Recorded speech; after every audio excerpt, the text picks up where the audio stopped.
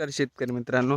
तर मी आलो आज नवीन एक व्हिडिओ घेऊन. आजच्या व्हिडिओमध्ये आपल्याला आत्तापर्यंत झाले की आपण आत्तापर्यंत मल्चिंग अंथरली, मल्चिंगला माती लावली, सगळं झालं. आत्ता राहिलं होतं मल्चिंगला होल पाडणं.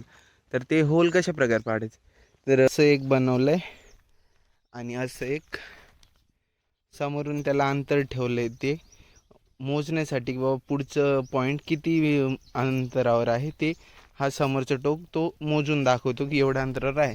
तर त्या मानाने आपण असं होल पाडत चाललो आहे मल्चिंगला एकदम चांगल्या प्रकारे. असं दोन्ही साईडने होल पाडते कारण की आपल्याला जास्तीत जास्त प्रमाणात टरबूज यावं यासाठी आपण दोन्ही साईडने पाडलेत होल. सो आता आपण असंच करणार आहे दिवसभर सगळं मल्चिंग पेपरला होल. मी एकटाच आहे म्हणून थोडंसं असं जाते अवघड. जर 2 जण असतील तर एकदम सोपं गेलं असतं, बट ठीक आहे, काही प्रॉब्लेम नाही. चांगल्या प्रकारे जाळ तयार करून घ्यायचा आणि होल पाडायचं. सो आज आपण हेच काम करणार दिवसभर. तर चला करूया. हे बघा इथपर्यंत आलं होतं.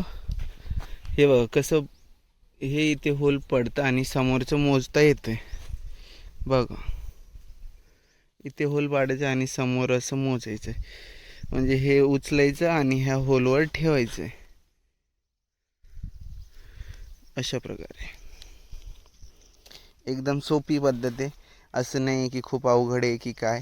एकदम असं हे ठेवायचं, समोर एक छोटंसं होल पाडायचं आहे, ठेवायचं आहे, छोटंसं होल पाडायचं आहे, काढलं की झालं. सो आपण आता असं एका साईडने ह्या मोजमापकच्या सहाय्याने मोजत होल पाडत आणले आणि आता दुसऱ्या साईडने होल पाडणार.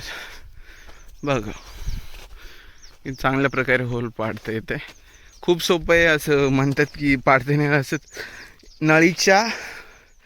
नळीचं जे अंतर आहे याच्यापासून बस 4 बोट डिस्टन्स ठेवायचं आणि पाडायचं दोन्ही साईडनं. खूप सोपं आहे.